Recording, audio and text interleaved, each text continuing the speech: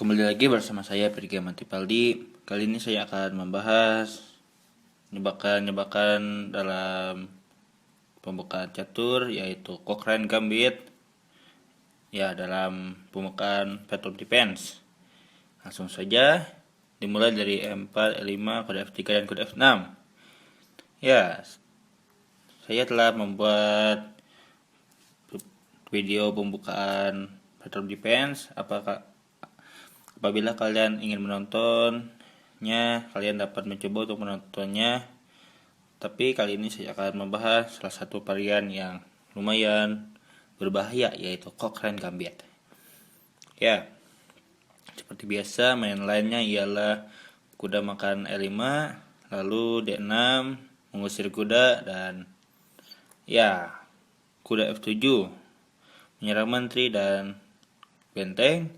Mau tidak mau harus dimakan oleh raja, dan D4. Ya, inilah Cochrane Gambit.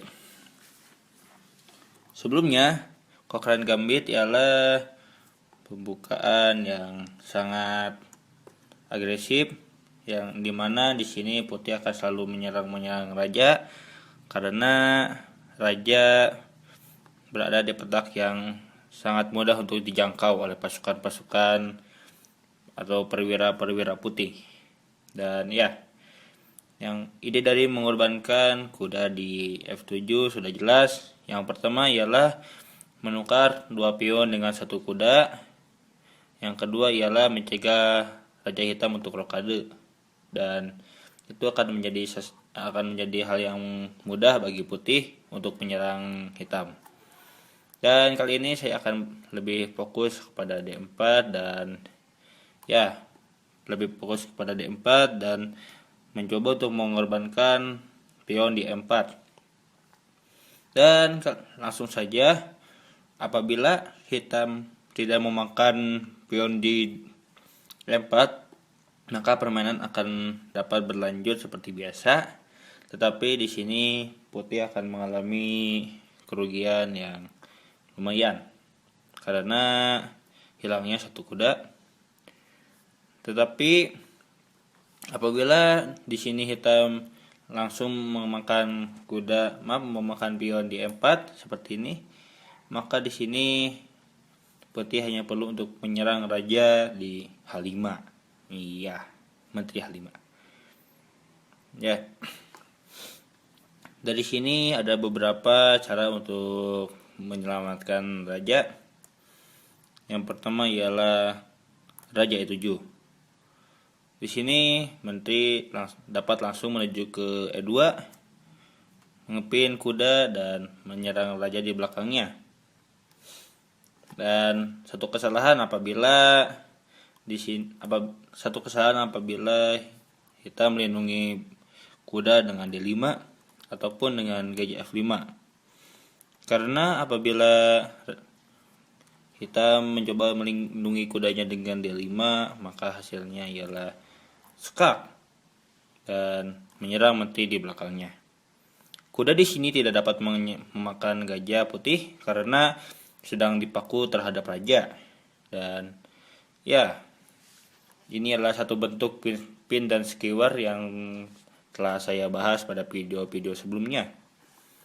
Kita dapat melihat kuda di sini sedang dipaku atau dipin terhadap raja, dan raja sedang di skewer atau raja harus bergerak, dan di sini gajah dapat memakan menteri yang ada di belakangnya. Ya. Sama halnya apabila gajah F5, maka hasilnya akan sama seperti tadi. Hanya berbeda posisi saja. Jadi dalam posisi seperti ini, raja E7 bukanlah hal yang baik.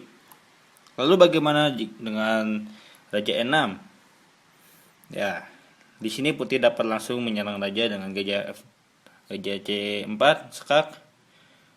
Dan apabila hitam mencoba untuk menyerang balik gajah putih dengan D5, maka ini adalah satu kesalahan bagi hitam.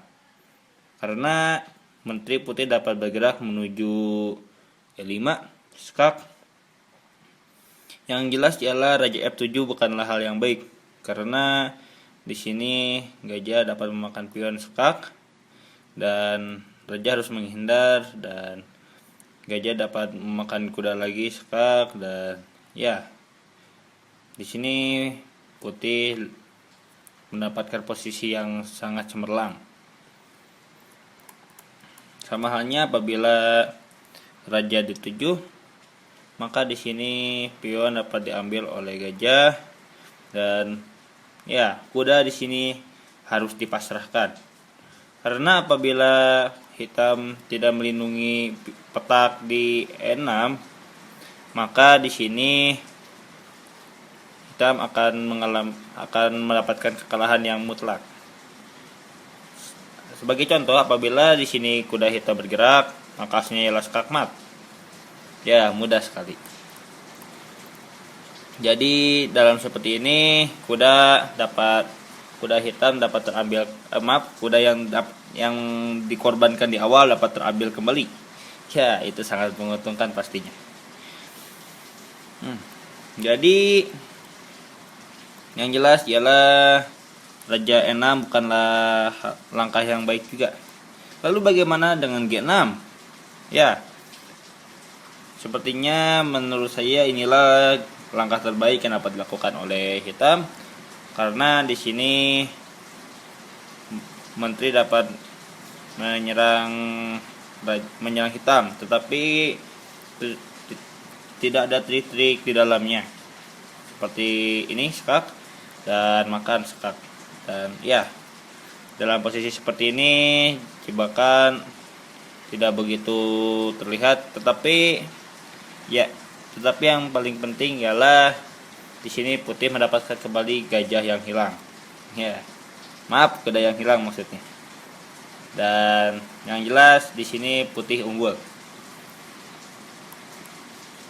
Ya, lain cerita apabila raja menghindar menuju G8.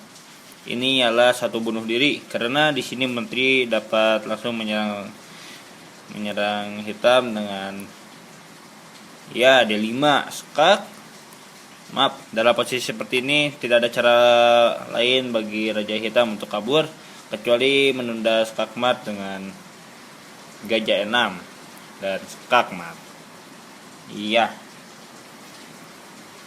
itulah Cochrane Gambit, pembukaan yang lumayan menyenangkan, tetapi saya tidak begitu menyarankan pembukaan ini apabila Anda memainkannya pada tahap-tahap yang serius seperti turnamen ataupun ya ini hanyalah sekedar hiburan saja.